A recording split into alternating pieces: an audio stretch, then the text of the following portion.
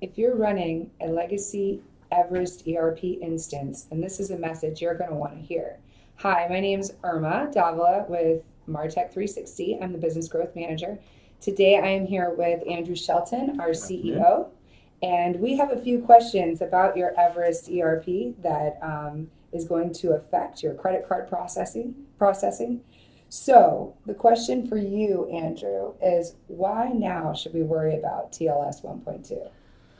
It's big and it's important because if you're processing your credit cards with PayPal, PayFlow Pro, or whatnot via Everest built-in integration, then on June 30th, PayPal is discontinuing TLS1 and TLS 1.1 support.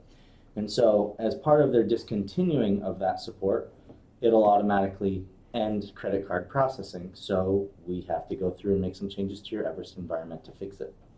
What happens on July 1st if we wake up and it doesn't work?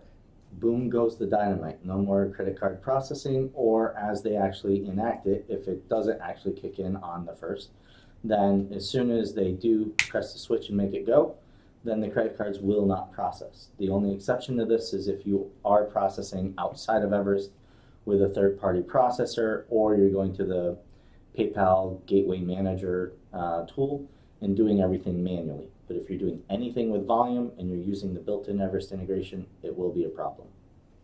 That's scary. A lot of your stuff won't work. Okay, so what versions of Everest does this fix work with? Honestly, it can work with any versions of Everest as part of the fix, versions 3, 4, 5, 6, beyond. The real limiting factor has more to do with which Windows operating system version you're on and which SQL operating system version you're on. If you're on Windows 2003 or less, then you're going to have a big problem because there is no fix. That means you have to upgrade to a Windows 2008 R2 instance or above. Are there any other limitations? Sometimes there can be problems we've uncovered with antivirus software and security gateway software on your servers with what needs to be taken place in order to enact the fixes and the changes to actually make them work. Awesome. What about PCI compliance? Can you tell us a little bit about that? Sure, absolutely. Thanks for asking. PCI compliance is part of the TLS 1.2 standardization changes that PayPal is actually enacting, and that comes from the PCI governance board. Any merchant who is processing credit cards in any way, shape, or form should be caring about their PCI compliance.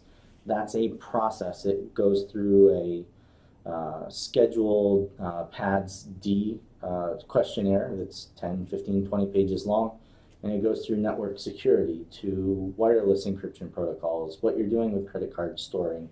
You know, if you're storing them on pieces of paper hanging around your office, it's a problem. It's something that if you wind up getting hacked or you get your credit cards compromised, that you can actually be fined and be held at liability suit.